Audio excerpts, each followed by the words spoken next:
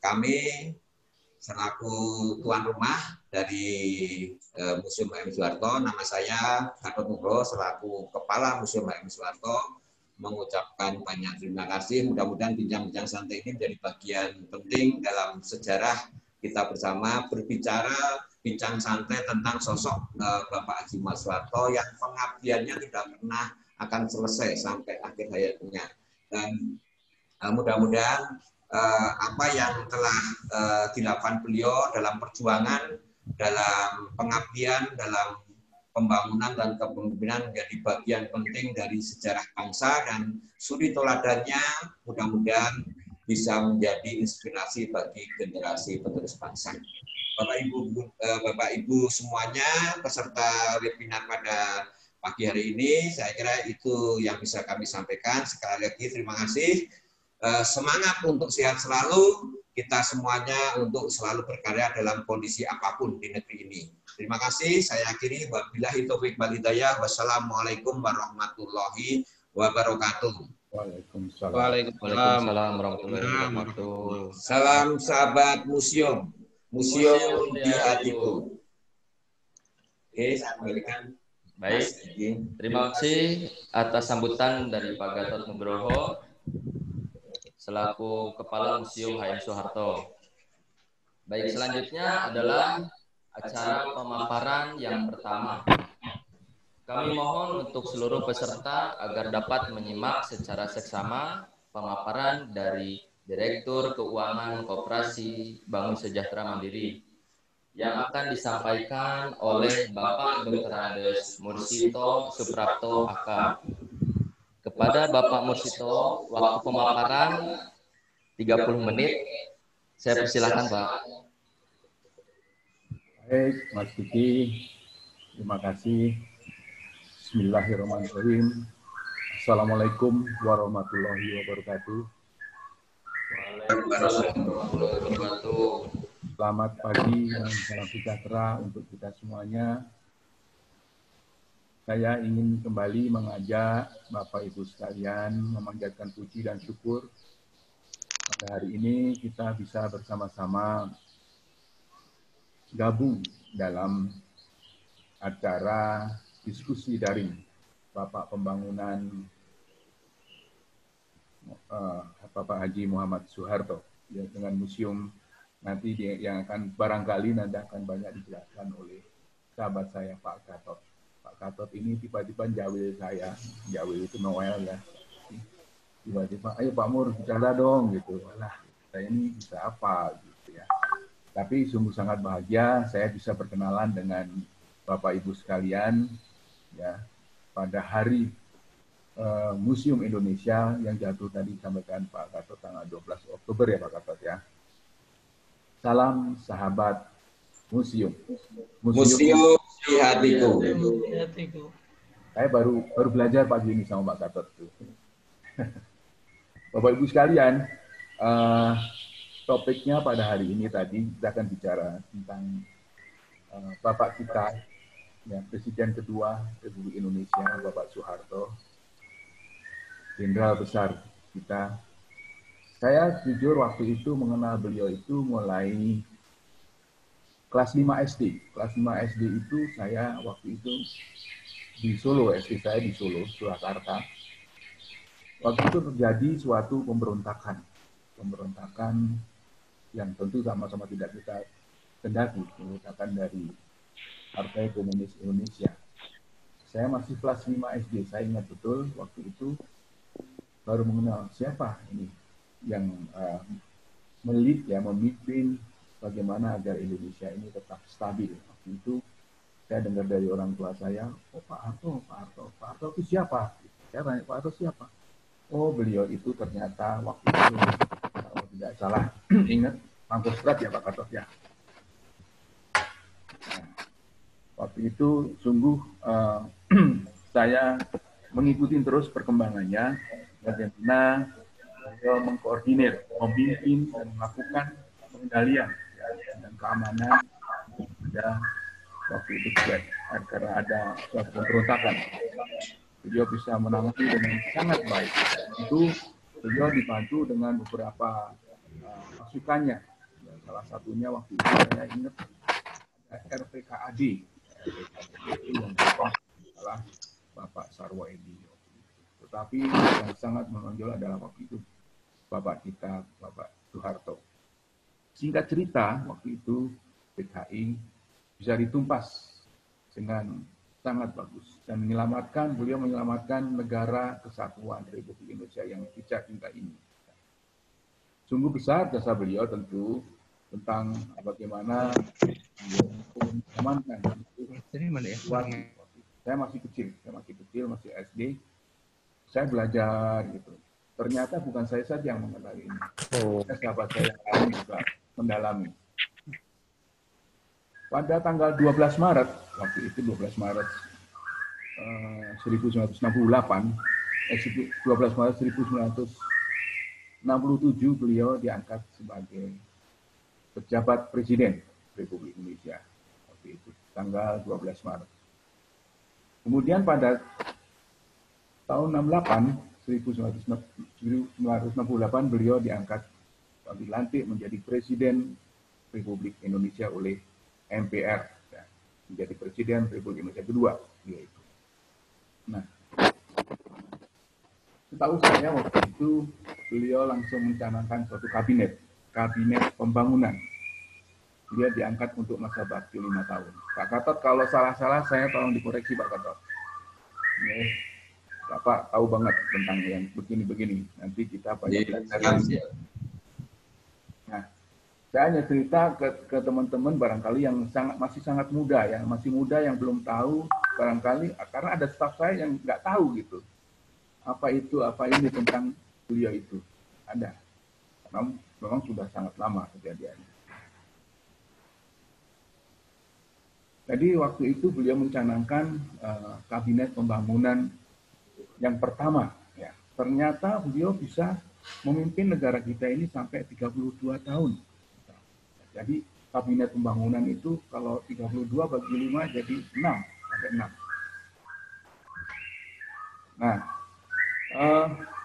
beliau itu mempunyai banyak program-program yang disebut program Impres. Impres itu salah satunya ada SD Impres ya.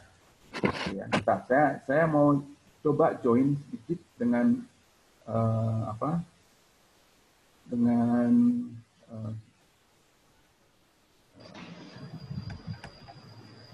nih.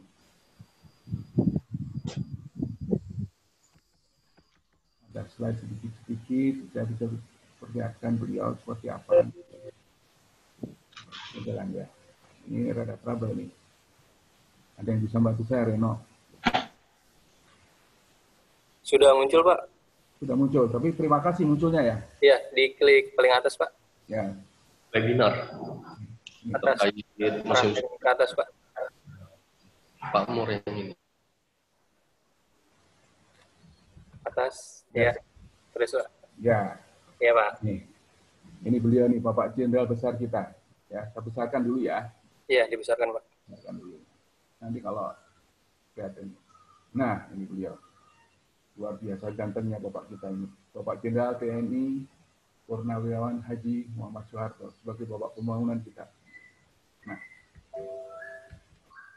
Nah, tadi sudah saya ceritakan bahwa saya mengenal beliau itu pada waktu saya kelas 5 SD ya. Waktu itu ada pemberontakan PKI, Pak Harto sebagai Pangkostrat yang bisa mengendalikan seluruh keamanan di negara kita ini.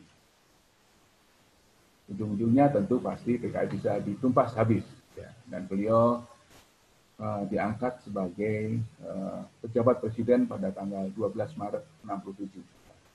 Dan beliau dilantik jadi presiden, kemudian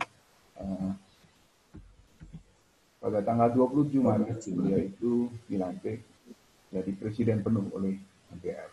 Ya. Selanjutnya beliau tadi saya ceritakan bahwa beliau membuat suatu kabinet ya, setiap presiden pasti selalu membuat nama kabinetnya itu apa? Kabinet pembangunan, karena beliau ingin membangun negara kita yang sementara itu poranda ya, bagaimana supaya kita bangkit lagi. Nah, ternyata beliau bisa memimpin negara kita ini selama 32 tahun, luar biasa lamanya. tentu jasa-jasa beliau itu besar sekali dan susah sekali disamai dengan presiden-presiden pengganti selanjutnya.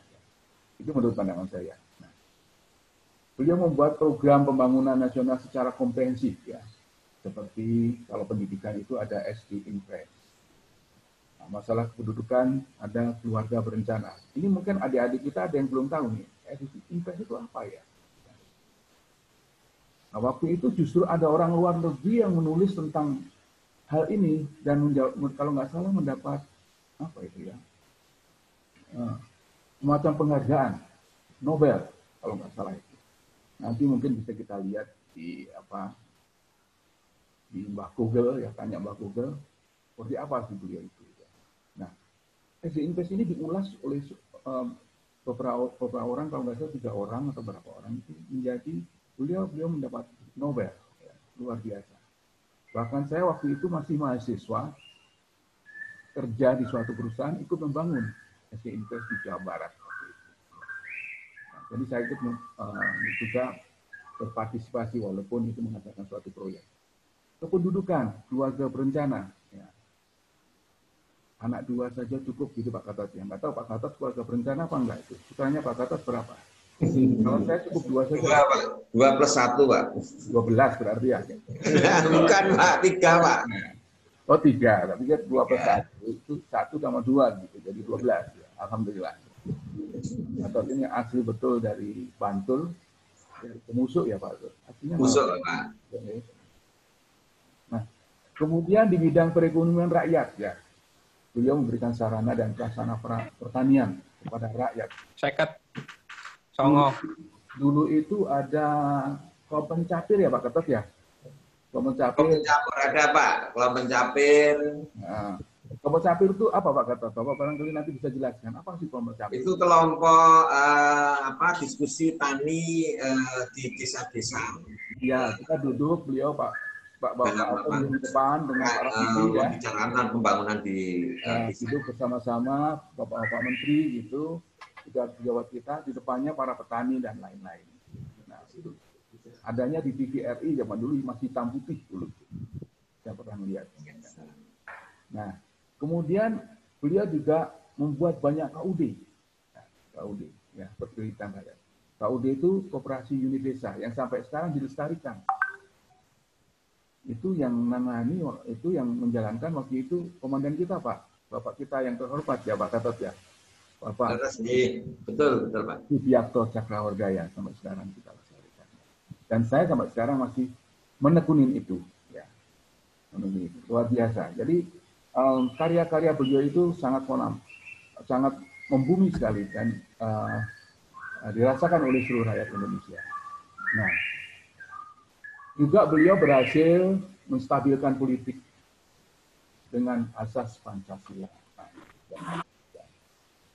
Yang luar biasa lagi beliau bisa membuat saat itu tahun 1984 beliau itu bisa membuat Indonesia jadi swasembada pangan. Nah, yang sampai sekarang masih belum bisa lagi. Sedang dikerjakan. Bagaimana bisa enggak kita kembali lagi seperti 84. Produksi beras kita bisa melimpah, mencukupi rakyat semuanya melalui swasembada pangan. Kemudian kalau nggak salah tahun 85 ada penghargaan ya dari asosiasi apa Pak? Kata mungkin Bapak ingat tuh. FAO Pak. FAO ya. Nah, beliau dapat penghargaan internasional karena Indonesia bisa swasembada pangan. Nah itu Bapak sekalian. Jadi saya mengenal beliau itu sebagai pemimpin yang cerdas, yang tegas, dan luar biasa intuisinya. Memiliki intuisi yang sangat tajam. Kalau belakangan Bapak Ibu sekalian suka melihat ada video atau di YouTube tentang beliau, gitu. Sepertinya beliau bisa meramalkan pada tahun 2020. Nah itu kan, sekarang banyak keluar itu saya lihat. Bahwa Indonesia akan begini, begitu. Itu luar biasa. Karena ketegasan dan kecerdasan beliau bisa memimpin selama 32 tahun. Negara kita sedemikian besarnya, tapi beliau bisa mengendalikan dengan sangat baik. Aman, tentram. Bapak Ibu sekalian, saya mungkin tidak akan berpanjang lebar, nanti Pak Gatot akan menjelaskan lebih jauh tentang beliau. Hanya pada saat itu, pada akhir-akhir, sebelum akhir jabatan beliau mengundurkan diri itu, beliau sebenarnya sudah mencanangkan Indonesia tinggal landas. Persiapan beliau luar biasa sebenarnya. Tetapi pasti ada negara lain yang juga tidak happy melihat Indonesia akan tinggal landas. Itu ceritanya banyak sekali, panjang sekali. Mungkin teman-teman, Bapak Ibu sekalian yang belum begitu mengenal dia bisa mempelajari riwayat beliau, ya, bagaimana beliau itu memimpin negara kita selama 32 tahun dan bagaimana cita-cita beliau untuk membawa negara kita ini menjadi adil dan makmur. Itu saja sementara dari saya, nanti kita barangkali bisa lanjutkan dengan diskusi-diskusi yang lebih panjang lagi, karena kita masih punya waktu dan masih ada Pak Gatot yang sangat memahami tentang siapa beliau itu, ya. Dan tentu mohon maaf kalau saya menyampaikannya tidak lengkap, ya, tetapi insya Allah di forum ini kita bisa menyampaikan, berdiskusi dengan melengkapi kekurangan saya. Ya. Sementara saya akhiri. Wabillahi taufiq wal hidayah. Wassalamualaikum warahmatullahi wabarakatuh. Waalaikumsalam warahmatullahi wabarakatuh. Mas Gigi, kembaliin lagi Mas Gigi. Terima kasih Pak. Oke, terima kasih untuk Bapak Mursito yang telah memberikan pemaparan yang sangat berharga bagi kita semua. Oke, untuk pemberitahuan, silahkan bagi para peserta yang ingin bertanya bisa melalui chat ya, dan nanti dari panitia akan memilih beberapa pertanyaan karena keterbatasan waktu yang ada. Baik, tentunya untuk seluruh peserta acara diskusi daring, kita masih akan mengikuti, mendengarkan, dan menyimak pemaparan berikutnya yang akan disampaikan oleh Kepala Museum HM Soeharto, yang akan disampaikan oleh Bapak Gatot Nugroho SPT. Pada Bapak Gatot Nugroho, waktu pemaparan 30 menit. Saya persilahkan, Pak. Terima kasih Mas Diki atas waktunya.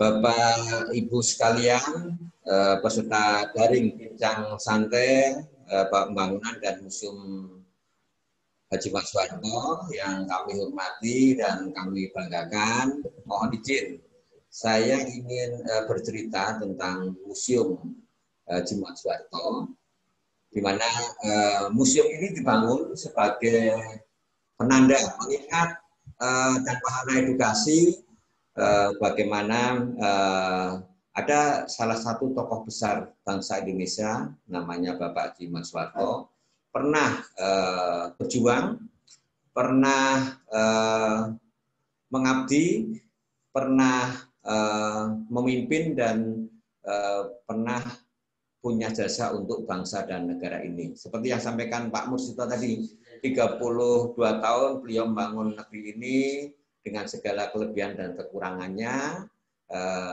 sehingga Bapak Haji Mas Soeharto dikenal sebagai Bapak Pembangunan Nasional. Jadi museum ini dibangun oleh adik beliau, namanya Bapak Haji Probo Sutejo, sebagai dharma bakti seorang adik kepada bapaknya, kepada kakaknya, mohon maaf, kepada kakaknya, supaya generasi kita, supaya masyarakat bisa mengenang kembali Pak Harto, supaya generasi penerus bangsa kita tidak lupa akan sejarah bangsanya dan tidak lupa akan para pemimpin-pemimpinnya. Dalam konsep membangun ini, Bapak Haji Probo Sutejo selalu mengatakan masyarakat orang Jawa itu harus punya konsep mikul dhuwur mendem jero. Jadi maksudnya gini, maksudnya kita, saya kira konsep di filosofi Jawa, di filosofi yang ada di baik itu di Sumatera, di Kalimantan, di Maluku, di Irian Jaya, itu filosofi luhur yang disampaikan oleh para pendahulunya, para leluhurnya pasti filosofi yang sangat baik. Salah satunya di filosofi Jawa adalah mikul dhuwur mendem jero. Maksudnya kalau kita melihat saudara kita, melihat orang tua kita, atau siapapun tokoh yang ada di sekitar kita, pernah berbuat baik untuk masyarakat, untuk bangsa dan negara, harus dipikul dhuwur. Maksudnya harus disiarkan, disampaikan kepada masyarakat keseluruhan dan disampaikan kepada generasi penerusnya. Kemudian yang kedua yang namanya istilah mendem jeru. Mendem jeru itu adalah ketika seseorang itu pasti ada kelebihan dan kekurangannya. Kalau di filosofi Jawa, hal-hal yang tidak baik itu lebih baik dipendem jeru, lebih baik disimpan. Supaya apa? Supaya generasi penerus kita itu akan selalu berkompetisi untuk hal-hal yang positif. Dalam arti ketika berbicara tentang kebaikan, maka rohnya adalah roh kebaikan yang akan selalu ada pada jiwanya. Sehingga ketika generasi kita itu berkompetisi, akan bangga. Saya anak Indonesia, saya generasi Indonesia, saya bisa karena saya punya prestasi. Dengan apa? Dengan cara-cara yang positif. Ini yang konsep filosofi mikul buur mendem jeru. Kemudian museum ini, Museum HM Soeharto ini diresmikan pada tanggal 8 Juni 2013. Yang meresmikan adalah Bapak Haji Propostridjo dan Ibu Siti Hardianti Hastuti, dikenal dengan Mbak Tutut. Beliau adalah putri sulung dari almarhum Bapak Haji Muhammad Soeharto.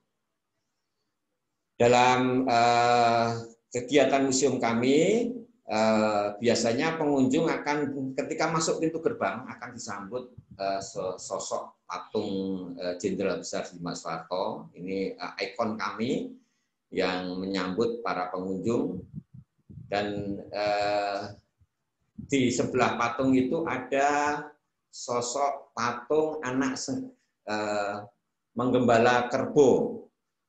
Dikenal itu ada patung namanya Soeharto Guyang Kebu. Jadi itu gambaran adalah ketika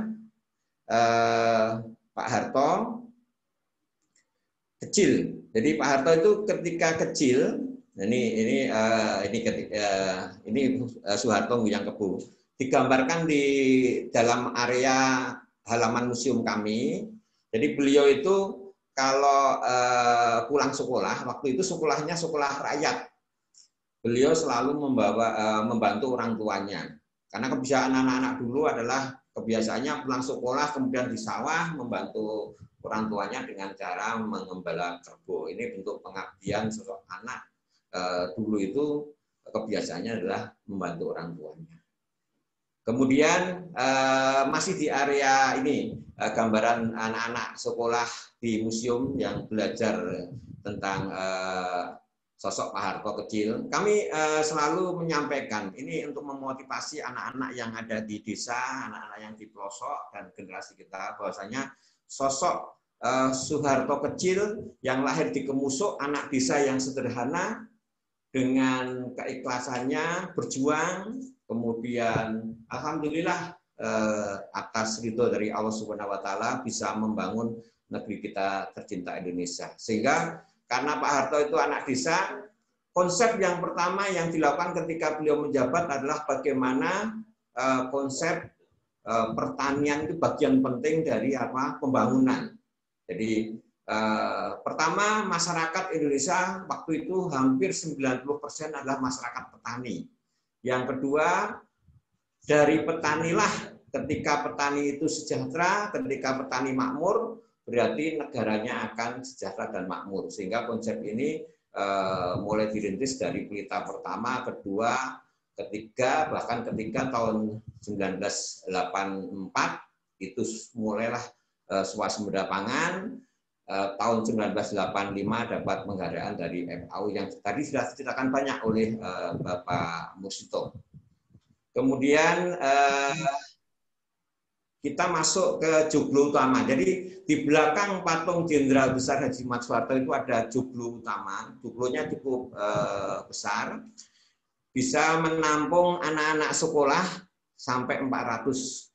Jadi di tempat itulah kami memberikan edukasi tentang wawasan kebangsaan, tentang nasionalisme, tentang rasa bangga anak kepada bangsanya. Jadi di tempat kami ini ketika tidak pandemi, rata-rata sehari kami dikunjungi hampir 800, 700, 800. Jadi kami bisa mengedukasi anak-anak.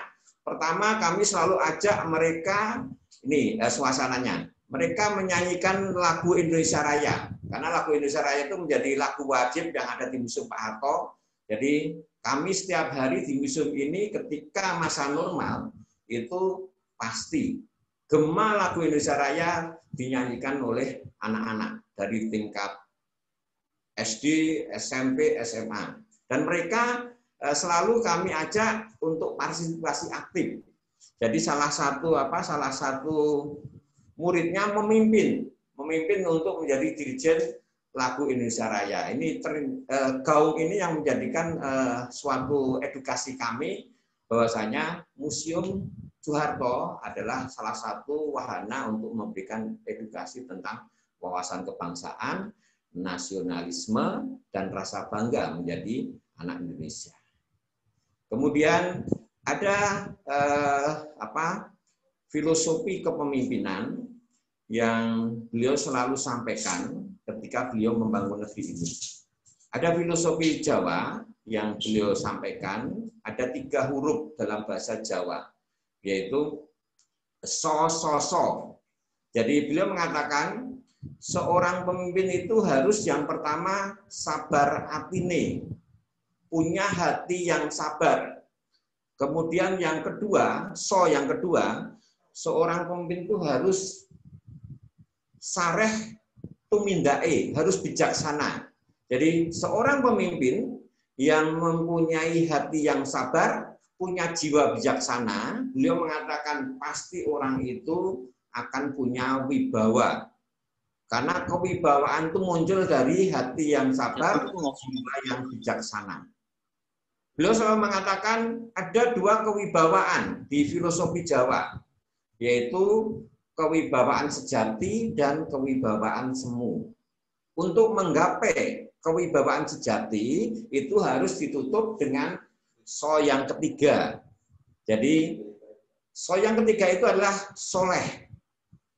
Artinya dekat kepada Tuhan yang Maha Esa. Jadi seorang pemimpin itu kalau punya konsep filosofi 3, sabar, sareh, soleh, atau punya hati yang sabar, punya jiwa bijaksana, dan selalu dekat kepada Allah Subhanahu wa Ta'ala, Tuhan yang Maha Esa, pasti seorang pemimpin itu akan bisa membangun negeri ini dengan ikhlas dan akan bisa mensejahterakan masyarakat Indonesia. Ini yang selalu kami sampaikan kepada seluruh pengunjung yang ada di Museum Pak Harto, ada filosofi tentang kepemimpinan. Ya mudah-mudahan bagian penting dari edukasi tentang kepemimpinan ini, generasi kita bisa memaknai, bisa meresapi, dan bisa mengimplementasikan ketika nantinya mereka pasti menjadi pemimpin bangsa. Bapak Ibu sekalian, kita sekarang akan masuk ke gedung Atmo Sudiro. Jadi museum kami ada pendopo utama, ada gedung Atmo Sudiro ini. Atmo Sudiro itu nama dari kakeknya Bapak Haji Muhammad Soeharto. Jadi itu dulu adalah rumah tinggal beliau, Bapak Atmo Sudiro. Kemudian kami rombak menjadi diorama museum. Jadi perjalanan sejarah Pak Harto itu digambarkan di dalam diorama yang ada di gedung Atmo Sudiro. Di dalam gedung Atmo Sudiro itu ada 5 selasar atau ruangan. Kita mulai dari yang pertama itu visualisasi sejarah Pak Harto. Jadi pengunjung setelah mendapat edukasi di pendopo utama, pasti nanti akan kami putarkan film sejarahnya, autobiografinya Pak Harto, sejarahnya yang ada di sana di 10 menit. Nanti setelah itu pengunjung akan masuk ke ruangan diorama. Di diorama ini kita bagi, yang pertama visualisasi sejarah singkat Pak Harto, ini kayak lorong-lorong waktu, bercerita dari Pak Harto kecil, kemudian ketika Pak Harto berjuang, kemudian sejarah singkat perjuangan beliau. Kemudian peristiwa-peristiwa penting yang ditorehkan oleh Pak Harto untuk bangsa negara dan negara ini dituangkan dalam setiap selasar-selasar berikutnya. Ada kedua adalah peristiwa yang dikenal dengan serangan umum 1 Maret. Jadi serangan umum 1 Maret adalah peristiwa penting bagi bangsa Indonesia yang yang menunjukkan jati diri bangsa. Dengan adanya serangan umum 1 Maret, pemerintahan Republik Indonesia diakui oleh dunia. Jadi Bapak Ibu semuanya, kita merdeka tanggal 17 Agustus 1945, tapi secara pengakuan oleh negara-negara luar kita belum diakui. Tapi dengan itu dimanfaatkan oleh Belanda, ingin menguasai negeri ini dan menganggap yang menyatakan kemerdekaan itu adalah para ekstremis atau pemberontak Hindia Belanda, sehingga konsep itu kemudian dituangkan, kemudian Belanda ingin menjajah lagi. Nah, peristiwa serangan umum 1 Maret ini yang menunjukkan jati diri. Dari peristiwa ini hanya dilaksanakan 6 jam di Jogja. Peristiwa dikenal 6 jam di Jogja, dan itu diprakarsai oleh 3 tokoh pahlawan kita, tokoh utama kita. Yang pertama adalah Panglima Jenderal Sudirman, yang kedua Ngerso Dalem, Sri Sultan Hamengkubuwono IX, dan yang ketiga adalah Bapak Haji Muhammad Soeharto. Jadi waktu itu beliau Letnan Kolonel Soeharto ditugaskan untuk memimpin ketika penyerbuan markas Belanda pada peristiwa serangan umum 1 Maret 1949. Kemudian berikutnya ini visualisasi, terus berikutnya adalah lanjut Mas Diki. Nah ini peristiwa serangan 1 Maret, dilanjutkan Mas Diki. Ini peristiwa Trikora. Jadi Trikora adalah peristiwa pasca dari serangan 1 Maret, pengakuan dunia kepada Indonesia itu diberikan.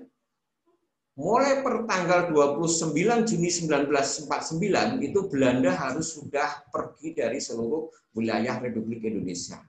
Akan tetapi sampai tahun 1961, akhir tahun 1961 ternyata Belanda masih menguasai salah satu pulau kita, namanya Kepulauan Irian Barat. Sehingga Bung Karno berpidato, waktu itu ibu kotanya di Yogyakarta, di alun-alun utara, pidato yang dikenal dengan pidato Trikora, Trikomando Rakyat. Yang pertama, karena Belanda ingin membentuk negara boneka Papua, yaitu gagalkan pembentukan negara boneka Papua. Yang kedua, kibarkan bendera merah putih generasi, serang Belanda yang ada di Irian Barat untuk direbut kembali menjadi bagian dari negara Republik Indonesia. Nah, pada saat itu Pak Harto ditugaskan oleh Presiden Soekarno untuk menjadi Panglima Komando Mandala. Markas utamanya di Makassar dan penyerangan dilakukan serentak dari 3 sisi. Dari sisi pusat di tengah itu di Makassar, di sebelah utara Manado, dan sebelah selatan ada dari Nusa Tenggara Barat. Jadi serentak menyerang Irian Barat untuk membebaskan Irian Barat dari penjajahan Belanda. Kemudian Selasar berikutnya adalah peristiwa yang berkaitan dengan adanya pemberontakan G13 PKI. Tadi Selasar ini bercerita ketika itu bangsa kita sudah tidak menghadapi pihak asing, tapi ada gejolak politik yang ada di Indonesia, kemudian adanya pemberontakan, ada kelompok Partai Komunis Indonesia yang saat-saat ini kemarin agak dibicarakan di mass media berkaitan dengan film G13 PKI, dan sejarah ini kami luruskan di museum karena di museum itu adalah sejarah detail yang berkaitan dengan sumber-sumber yang nyata yang ada di arsip nasional. Jadi peristiwa pemberontakan G13 PKI itu kami jabarkan banyak di museum kami.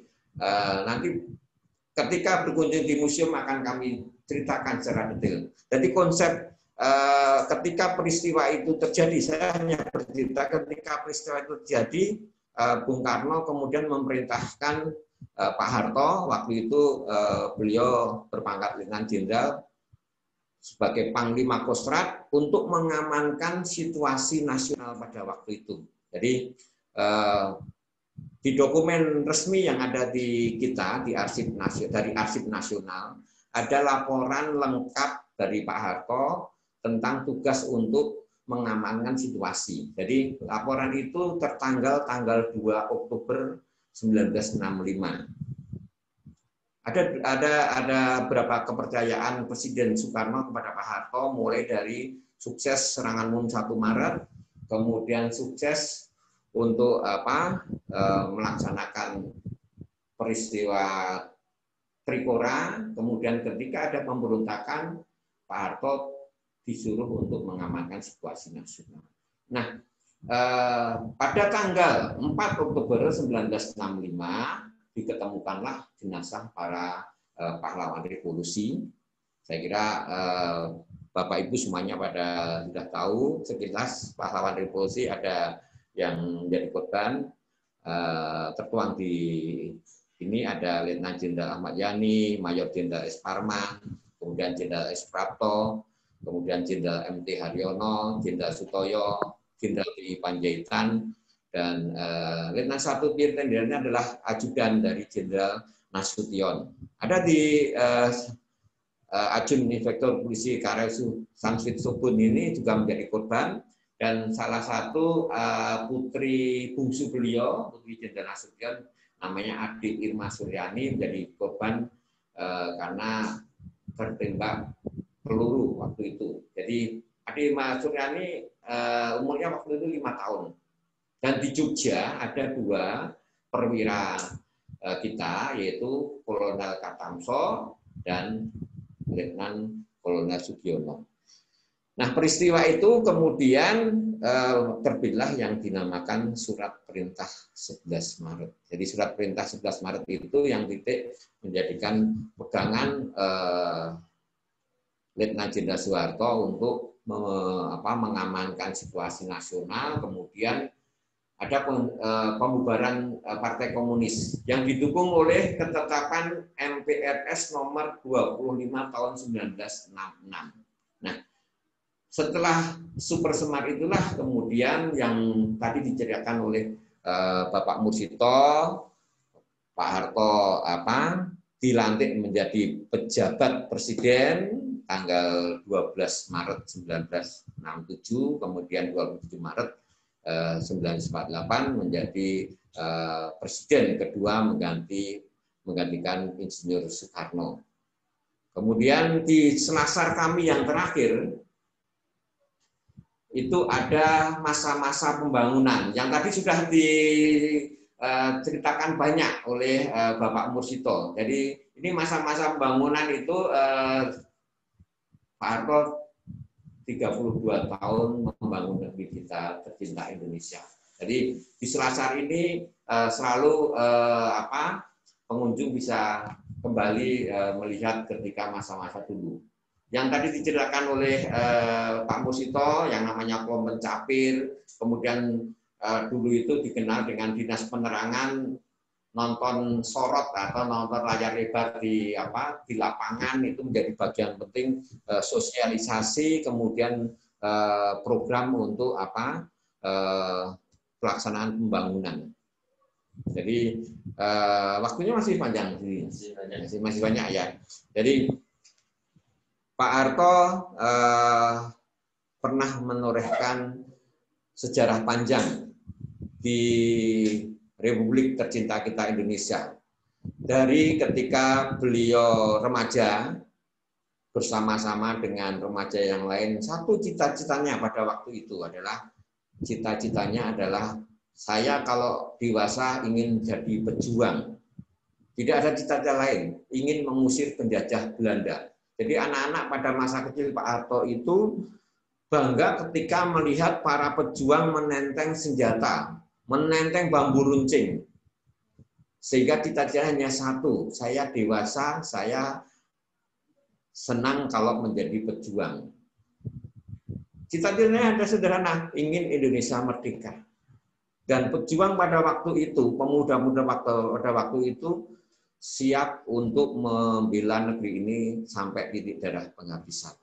satu kata, ketika saya berjuang dan saya gugur, saya pasti masuk surga. Ini konsep yang namanya konsep jihad pada saat perjuangan itu, jihad yang benar. Yaitu kalau gugur masuk surga, kalau berjuang berkelanjutan akan bagaimana Indonesia ini merdeka. Jadi ada cerita yang berkaitan dengan bambu runcing. Kenapa bambu runcing itu mengantarkan kita menjadi merdeka? Filosofi bambu runcing itu panjang sekali. Jadi kalau nanti penasaran bisa ditanyakan. Kalau nanti akan lebih banyak tentang makna bambu runcing menjadi simbol kemerdekaan ini ke Museum Pak Harto. Nanti kita akan jelaskan secara detail bagaimana secara psikologis sosok bambu runcing itu bisa bikin Belanda itu takut. Bahkan Belanda itu lebih takut bambu runcing daripada senjata yang digunakan pejuang kita. Bapak Ibu semuanya, untuk bagian penting dari pembangunan sudah diceritakan banyak oleh Pak Musito tadi. Ada di tempat kami sebuah rumah sederhana di pojokan sebelah utara museum itu, ada rumah yang ukurannya hanya 110 meter persegi. Nah, disitulah dulu Pak Harto dilahirkan. Rumah sederhana, di situ ada sumur, kami sebut sumur kenangan, karena sumur itu dibangun sejak Pak Harto lahir, sejak Pak Harto kecil. Jadi sumur itu dibangun tahun 1887. Nah, ini tempat lahirnya Pak Harto. Nah, disinilah sumur itu kami pelihara betul, karena sumur ini airnya tidak pernah kering sepanjang tahun dan sumber airnya sangat jenis. Adik-adik, Bapak Ibu semuanya, demikian gambaran tentang Museum Pak Harto. Tempatnya Museum Pak Harto itu gampang dicari. Dari Jogja itu hanya sekitar 10 kilo jaraknya, dan setelah bicara ke Musuk, semua orang pada tahu. Jadi sekarang lebih dekat lagi, ada Bandara Internasional di Plokobo. Biasanya melewati Jalan Wates itu adalah melewati Museum HM Sumarto. Bapak Ibu semuanya yang kami hormati, saya kira itu gambaran tentang Museum Pak Harto, dan terima kasih atas perhatiannya. Kami mudah-mudahan harapan kami pandemi COVID-19 ini segera berakhir, sehingga aktivitas semua masyarakat, kemudian kami permusiuman juga bisa menerima masyarakat seperti biasanya, karena biasanya kami tiap hari itu selalu dikunjungi masyarakat dari semua lapisan, hampir sekitar sehari sekitar 500 sampai 800. Sekarang karena pandemi, ya sementara ini kami juga tidak berani membuka. Mudah-mudahan nanti new normal akan segera bisa dilaksanakan. Pandemi COVID-19 mudah-mudahan nanti segera berakhir, sehingga aktivitas akan berjalan lancar seperti biasanya. Terima kasih, itu yang bisa kami sampaikan. Pasti banyak kesalahannya kami dalam menyampaikan, mohon dimaafkan.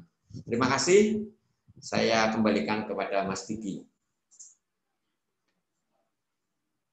Baik, terima kasih Pak Gatot yang telah memberikan pemaparan yang sangat berharga dan penting bagi kita semua untuk mengetahui sejarah kisah perjuangan Jenderal Besar Haji Muhammad Soeharto. Baik, untuk sesi selanjutnya ini sudah banyak chat pertanyaan yang masuk. Saya akan buka untuk sesi tanya jawab. Untuk pertama, ini dari Bapak Supaat kepada Pak Gatot. Ya, ini pertanyaannya Pak. ada berapa seluruh museum yang didirikan oleh keluarga Pak Soeharto? Oke, langsung aja ya. Langsung saja. Bapak Ibu, kita bincang-bincang santai, langsung jawab pertanyaannya. Jadi keluarga Bapak Haji Muhammad Soeharto itu kalau bicara museum ada sejarah yang ditorehkan oleh almarhum Ibu Siti Hartinah Tin Soeharto, istri dari Bapak Haji Muhammad Soeharto. Jadi Ibu Siti Hartinah atau Bu Tin Soeharto itu merancang sebuah kawasan yang cukup luas. Saya kira yang di Jakarta tahu ada namanya Taman Mini Indonesia Indah. Kemudian dibangunlah miniatur Indonesia di sana. Di sana ide itu kemudian anjungan-anjungan yang ada di sana, kemudian museum-museum yang ada di sana, kemudian dibangun. Itu suatu sejarah panjang dan sampai sekarang menjadi kebanggaan negara Republik Indonesia yang ada di Taman Mini Indonesia Indah. Ada museumnya Pak Harto yang ada di sana, namanya Museum Purna Bakti Pertiwi, yang cukup luas ada di sana. Itu yang pertama dibangun Museum tentang Pak Harto di sana. Kemudian yang kedua di tempat kami, yaitu Museum Memorial Jenderal Besar Haji Soeharto yang ada di Kemusuk. Memang ada rencana nanti di Rumah Cendana nanti akan dibangun museum keluarga yang ada di sana. Jadi kalau bicara tentang museum, baru ada dua yang dibangun, yaitu Museum Purna Bakti Pertiwi yang ada di kawasan Taman Mini Indonesia Indah, dan yang kedua adalah Museum Haji Soeharto. Tapi bicara tentang Cendana selalu berkaitan, yaitu Rumah Cendana, kemudian tempat kelahiran Pak Harto di Desa Kemusuk, di tempat museum kami, kemudian tempat beliau dimakamkan, yaitu di Astana Giri Bangun yang ada di Karanganyar. Kemudian ada lagi rumah dari keluarga Ibu Tin Soeharto yang ada di Kalitan, Solo. Jadi itu tempat-tempat yang dimiliki oleh keluarga dan menjadi sejarah bagi bangsa negara ini. Terima kasih. Baik, untuk pertanyaan kedua ini dari Ibu Muri Kurniawati. Untuk Bapak Mursito. Ini Pak, ada pertanyaan Pak dari Ibu Muri. Wah, apa ini? Pertanyaannya, bagaimana usaha-usaha yang dilakukan oleh Presiden Soeharto dalam mewujudkan swasembada pangan? Pertanyaannya bagus banget nih ya. Buat sekarang bisa swasembada pangan lagi gitu ya Mas Diki ya? Ya kan coba. Ya, kita kangen dengan swasembada pangan. Kalau kurang jawabannya nanti Pak Gatot bantu saya. Saya panggilnya Mbak Muri atau siapa nih? Mbak Muri Kurniawati ya. Ini waktu itu pengetahuan saya, beliau itu bagaimana menciptakan swasembada pangan. Beliau itu kalau nggak salah membuat suatu revolusi hijau. Nah, bagaimana melakukan intensifikasi, diversifikasinya juga ada, ekstensifikasi bagaimana pertanian. Nah, caranya memperluas lahan-lahan pertanian. Waktu itu penduduk kita meledak besar sekali, banyak sekali. Nah, kemudian beliau melakukan semacam tadi saya jelaskan, beliau juga mengadakan pengembangan tentang pertanian sarana dan prasarana. Nah, kalau terus bicara tentang bagaimana supaya produksinya banyak, selain memperluas juga beliau bisa memberikan contoh-contoh bertani dengan baik, memberikan bagaimana memilih bibit unggul, terus bagaimana bertani dengan tumpang sari, seperti itu. Sehingga produksi beras waktu itu ya memang masih beras ya. Kalau kita hidup ini kan utamanya sandang, pangan, papan. Nah, sandang sudah oke lah. Pangan waktu itu produksinya pertumbuhan penduduk besar, beliau sungguh sangat perhatian bagaimana meningkatkan kemakmuran sebagai cita-cita bangsa Indonesia untuk supaya ketahanan pangan itu bisa terlaksana. Nah, tentu kita mikirnya barangkali ya, saya berpendapat harus kenyang dulu. Bagaimana caranya? Swasembada pangan dulu, maka itu ada organisasi luar negeri yang tadi dijelaskan Pak Gatot tadi memberikan penghargaan pada beliau setahun kemudian. Ya. FAO ya Pak Gatot. Ya betul Pak. Memberikan penghargaan karena usaha-usaha beliau bagaimana meningkatkan hasil produksi beras di negara kita yang luas ini. Negara kita kan luas, subur ya. Dan sepertinya saat ini pun sedang mulai dikembangkan di Kalimantan itu, kalau nggak salah. Dulu ada semacam 1.000 hektar atau 1 juta hektar lahan. Nah, sepertinya sekarang juga mulai dikembangkan bagaimana kita bisa kembali lagi swasembada pangan. Nah, itu secara garis besar seperti itu. Setahu saya tidak tahu banyak tentang bagaimana terciptanya swasembada pangan, tapi dulu ada namanya revolusi hijau. Ya. Sehingga beliau mencanangkan bagaimana memilih bibit padi yang baik, ya. Kemudian bagaimana cara memperluas lahan-lahan pertanian, gitu. Mungkin Pak Gatot bisa nambah, Pak Gatot. Siap Pak Mur. Jadi mungkin saya tambahkan Ibu Muri Kurniawati. Jadi Pak Harto ketika awal menjabat presiden, kondisi negara kita itu negara miskin. Hampir 80% masyarakat Indonesia itu dikenal dengan buta 3B, buta huruf, buta aksara, buta angka. Sehingga target pertama yang dilakukan pada itu diprogramkan yang namanya rencana pembangunan 5 tahun. Jadi 5 tahun pertama itu dilakukan secara bertahap. Yang dilakukan pertama adalah bidang apa? Yang utama adalah pangan, kemudian sandang, kemudian papan.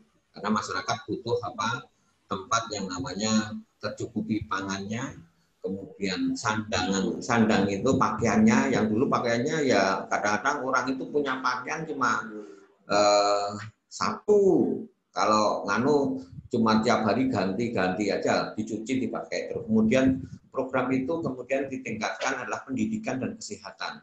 Tahapan-tahapan Repelita ini konsentrasi supaya revolusi hijau yang disampaikan Pak Musda itu betul, yaitu konsentrasi sepenuhnya adalah peran masyarakat pertanian. Peran masyarakat pertanian, masyarakat Indonesia itu 80%, 90% adalah petani. Kalau itu diperankan dengan program-program pertanian secara menyeluruh, yang namanya revolusi hijau lah dijalankan bertahap sehingga tercapailah yang namanya swasembada pangan. Tahun 1984 sudah mulai, 85 dapat penghargaan itu. Jadi proses panjang pembangunan yang melibatkan masyarakat Indonesia secara keseluruhan, otomatis masyarakat itu akan bekerja bersama-sama membangun negeri ini menjadi satu kesatuan dari filosofi Pancasila, sila ketiga persatuan Indonesia, membangun negeri ini menjadi kekuatan yang besar. Sehingga konsep ini kalau diterapkan di negara Indonesia pada saat ini, insya Allah negara ini akan kembali menjadi bagian penting. Kita bisa swasembada pangan, tidak impor yang namanya kedelai, jagung. Kita produksi sendiri, bahkan kita bisa ekspor ke luar negeri. Itu yang bisa saya tambahkan. Terima kasih. Baik, cukup terjawab pertanyaan dari Ibu Muri. Baik, ini masih banyak beberapa pertanyaan dan memang banyak ini yang masuk. Mohon maaf untuk peserta yang kurang terpilih pertanyaannya, karena memang untuk peserta yang terpilih nanti akan mendapatkan souvenir menarik dari kami. Oke, kita lanjut untuk pertanyaan ketiga. Ini ada dari Bapak Wisnu Januar. Baik, ini pertanyaannya Pak. Untuk siapa? Untuk Bapak Mursito. Pak Mursito, Pak. Payu loh, payu aku. Kalau terus. Ya, mudah-mudahan bisa memuaskan. Lagi naik Pak Mursito. Ya. Ini pertanyaannya Pak. Pak, kami selaku generasi muda, apa saja yang bisa kami lakukan dalam memaknai sikap, perilaku, dan jiwa besar Pak Haji Muhammad Soeharto ini? Apalagi di situasi pandemi sekarang ini sulit kami mencari role model pemimpin yang bisa kita teladani. Terima kasih. Ya, saya ingin mencoba jawab ya, Pak Wisnu Januari. Pak Wisnu Januari dari mana nih? Dari mana Mas Diki? Kita nggak bisa tahu beliau dari mana ya. Tapi begini, Pak Wisnu atau Mas Wisnu atau Dek Wisnu? Mas Wisnu, dari mana Mas Wisnu? SPD, manajemen. Oh ya. Ya, ini berarti sudah S1 berarti bisa panggil D ya. Saya kan umurnya udah 67 ya. Pasti itu lebih muda dari saya. Paling temennya Diki gitulah. Teman-teman Diki gitu. Ya. Mas Wisnu, yang saya tahu beliau, yang perlu kita teladani ya, memaknai bagaimana kita harus bersikap supaya sukses ya. Atau bagaimana kita memaknai perjuangan beliau. Dulu tadi Pak Gatot ceritakan bahwa beliau dari masyarakat yang sederhana, tapi beliau luar biasa uletnya. Kerjanya bisa kerja fokus, ya, dia kerja keras, ya, kerja cerdas, pasti harus kita lakukan itu. Kita tahu beliau tadi saya jelaskan, beliau itu pemimpin yang tegas, yang cerdas, yang punya intuisi yang hebat. Nah pasti itu tidak sederhana, tidak sederhana. Beliau bisa bersikap seperti itu. Tentu digembleng dengan beberapa pelatihan, ya, pendidikan yang selama ini, yang saya tahu beliau itu selalu ranking atas. Selalu kalau pendidikan, pelatihan selalu rankingnya atas. Karena apa? Beliau bisa, selain cerdas, beliau juga fokus. Ya. Nah dalam situasi pandemi ini, kalau kita bicara tentang tadi ada, apalagi situasi pandemi, kalau masalah pandemi susah ya. Pandemi itu kan serba keterbatasan, tapi kita selalu berpikir kreatif.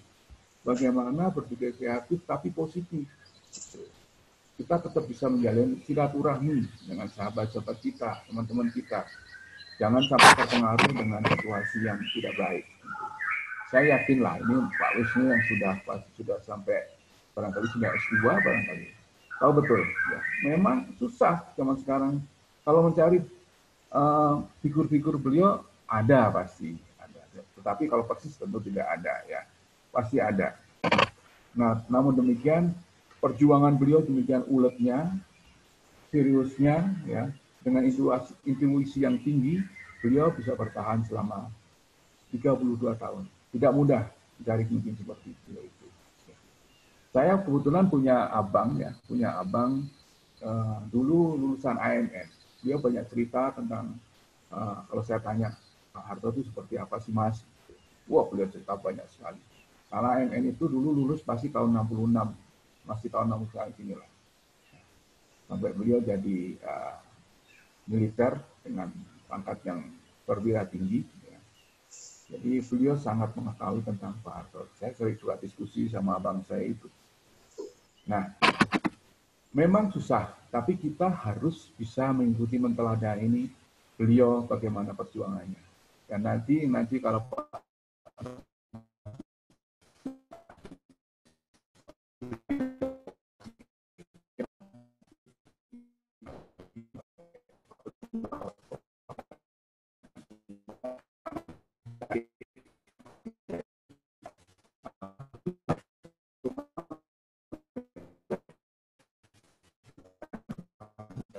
Maaf Pak Mursito. ya, Jaringannya Pak. jaringannya gimana? Putus-putus. Waduh, Enggak, ini udah jelas lagi Pak. Silakan Udah jelas. lanjut Pak. Internet saya nih ya. Jelas nggak Mas Diki? Jelas Pak, silakan dilanjut Pak. Oh iya, sampai mana saya tadi ya ceritanya yang berputus ya. Jadi kembali lagi nih Mas Wisnu, saya yakin kalau Mas Wisnu ingin agar adik-adik semuanya ingin meneladani beliau seperti apa, bisa membaca buku-buku tentang beliau, autobiografinya. Mungkin di Museum Soeharto di sana juga ada, tetapi yakin di toko-toko buku juga ada. Ya.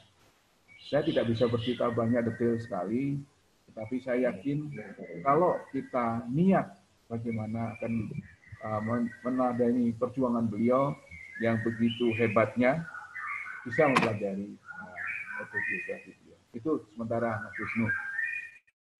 Ada lagi Mas Diki. Baik, terima kasih Pak Gatot. Kemudian bisa memasukkan ya. Sampun komplit Pak, mantap. Mantap. Selamat ini sakmono. Oke, ini masih ada berapa lama lagi ya? 5 menit lagi kayak. Lumayan lah untuk 1 atau 2 pertanyaan lagi. Untuk selanjutnya ini pertanyaan dari Bapak Suwandi. Untuk siapa ini?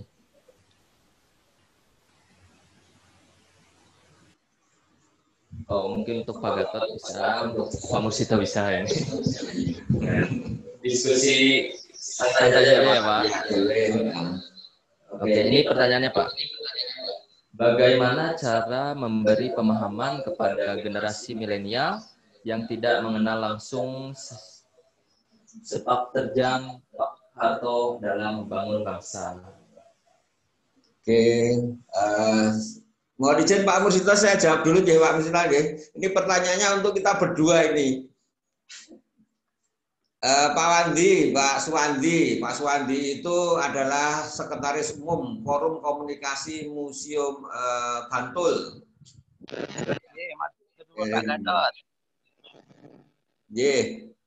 Jadi kalau bagaimana supaya generasi milenial ini bisa tahu, kemudian bisa mendapat edukasi tentang apa yang dilakukan oleh Pak Harto. Biasanya kami sampaikan di museum kami yang pertama, yang kedua di Instagram Museum M. Soeharto selalu ada di Instagram museum, ada di Cendana News. Cendana News itu akan setiap hari, setiap saat akan mensiarkan tentang program-program Pak Harto, kemudian perjuangannya dan lain-lain. Jadi untuk di Museum Pak Harto yang kami lakukan adalah yang pertama, anak-anak milenial sekarang ini kalau sebenarnya mereka itu ketika masuk ke museum itu diajak kegiatan museum yang ada, khususnya di Museum Pak Harto karena ini Pak Harto. 1, mereka diajak untuk menyanyikan Indonesia Raya di Museum Pak Harto, mereka senang. Berarti mereka sudah punya semangat untuk aktif nyanyi bareng-bareng di sana. Kemudian di museum di pendopo utama kami itu kami selalu memberikan sentuhan hiburan sedikit, kemudian dilanjutkan dengan motivasi bagaimana berkaitan dengan keikhlasan, motivasi berkaitan dengan bagaimana seorang anak atau murid itu mencintai gurunya, motivasi bagaimana seorang anak itu mencintai orang tuanya. Itu diterangkan di kami. Biasanya nuansa itu kami bikin sebelum kami memberikan edukasi tentang Pak Harto. Jadi ada waktu sekitar 10 menit kami mengajak anak-anak itu untuk melakukan kegiatan berkaitan dengan edukasi wawasan kebangsaan tadi. Kemudian disitulah kami memberikan masukan tentang sosok Pak Harto. Kemudian biasanya kami ajak mereka untuk melihat filmnya Pak Harto. Nah, konsep-konsep ini yang selalu kami lakukan di museum. Kemudian anak-anak kita ajak. Kalau anak-anak sekarang itu selalu bawa HP. Mereka itu kalau sudah di museum mereka akan senang berfoto, di spot-spot yang ada, kemudian mereka akan menyampaikan kepada kelompoknya, kepada teman-temannya.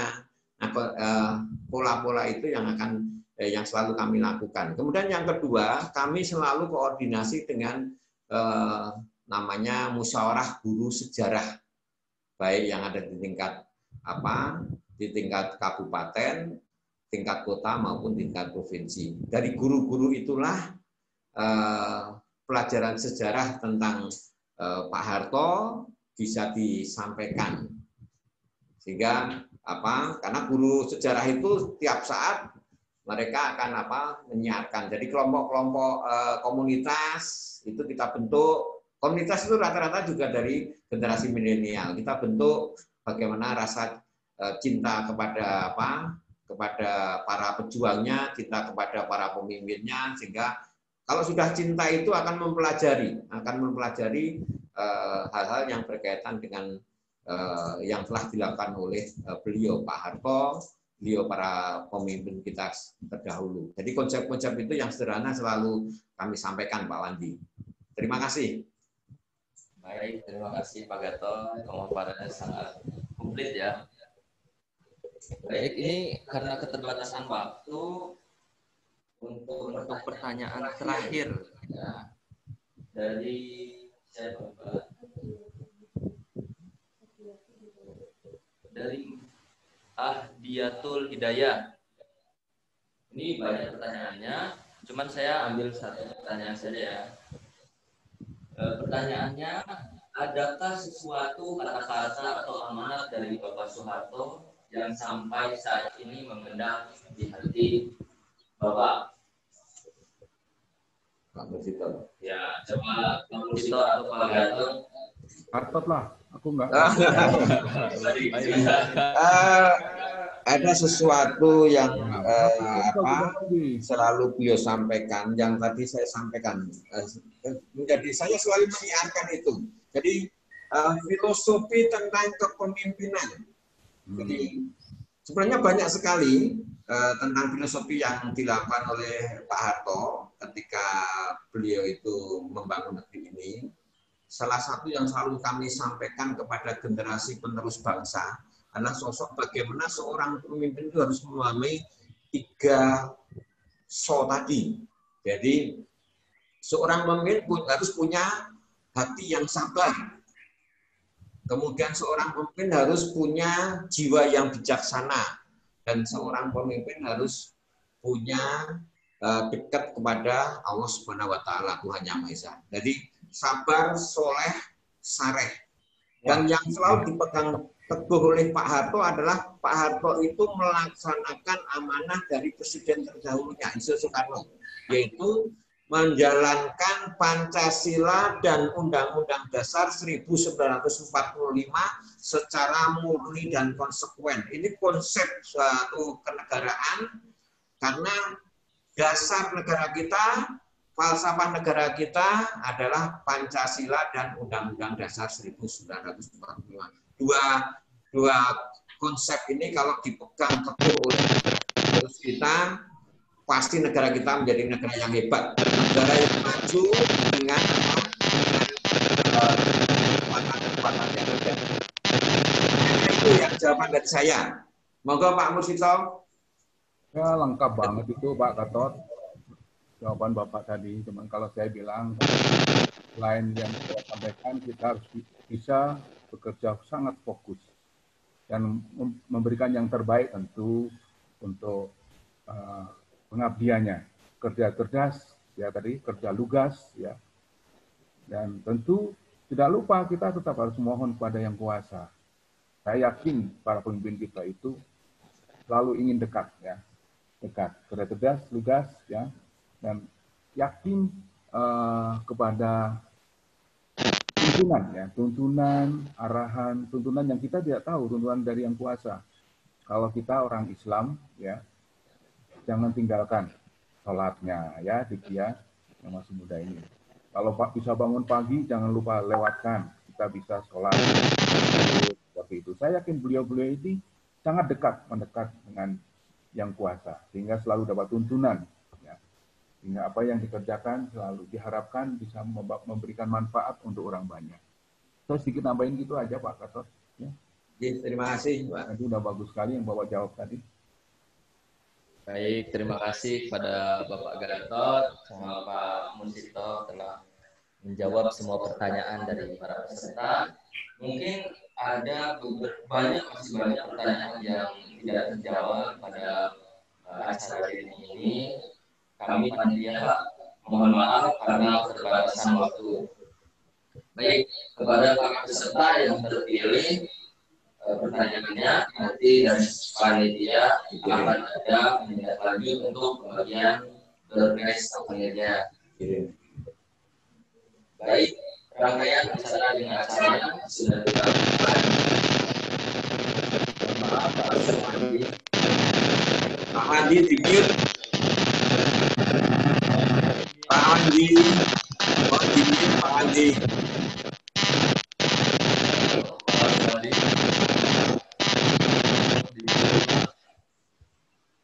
Iya, ini tak cari nggak ada ini. Sudah cukup, sudah bisa, sudah normal nanti Pak.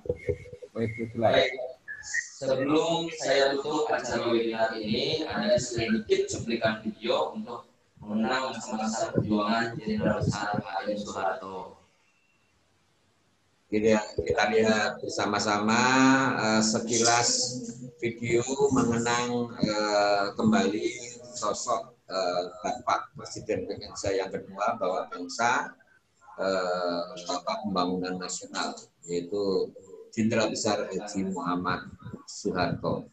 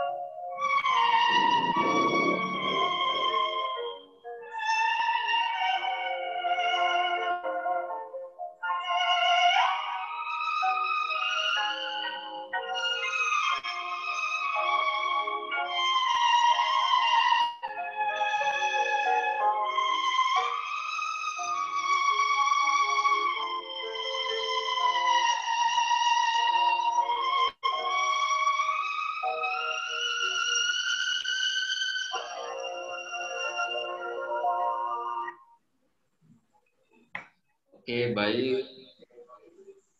Acara diskusi daring dengan topik Bapak Pembangunan dan Museum Soeharto pada hari Jumat tanggal 11 Oktober 2020 yang diselenggarakan oleh Museum Dinas Kebudayaan Daerah Istimewa Yogyakarta. Dan terima kasih juga untuk Dinas Kebudayaan Daerah Istimewa Yogyakarta, dan tak lupa saya sangat berterima kasih kepada kedua narasumber yang sangat luar biasa telah memaparkan sharing mengenai Jenderal Besar HI Soeharto. Serta tak lupa untuk seluruh peserta yang sudah mengikuti acara ini hingga selesai. Saya ucapkan terima kasih. Dengan demikian berakhir sudah acara pada kesempatan kali ini. Kami ucapkan terima kasih. Saya Diki Dayu, apabila memandu acara ini kurang berkenan, mohon maaf, dan sampai jumpa lagi pada kesempatan lainnya. Terima kasih. Wassalamualaikum warahmatullahi wabarakatuh. Waalaikumsalam warahmatullahi wabarakatuh. Matur suwun Pak Mursito. semuanya. Terima kasih, sampai ketemu lagi. Semangat, sehat semuanya. Amin, Pak amin. Dedi, Suhendra, terima kasih. Mas Firmansyah ini dari ANRI, Arsip Nasional, terima kasih. Pak Mendi, semuanya, sampai ketemu lagi.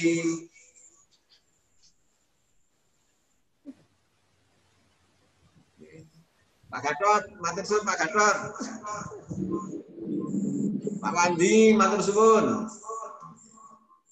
Yes, Foto bersama, foto bersama.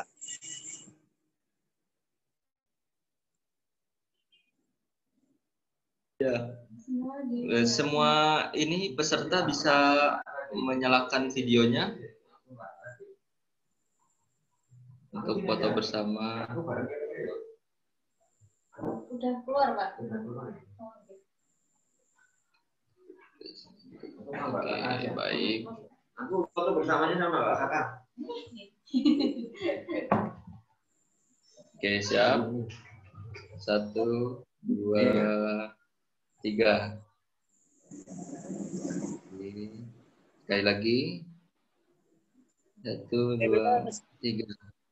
Baik. Oke, terima kasih. Mohon maaf. Saya fotonya sama yang cantik. Oke, terima kasih untuk semua peserta acara.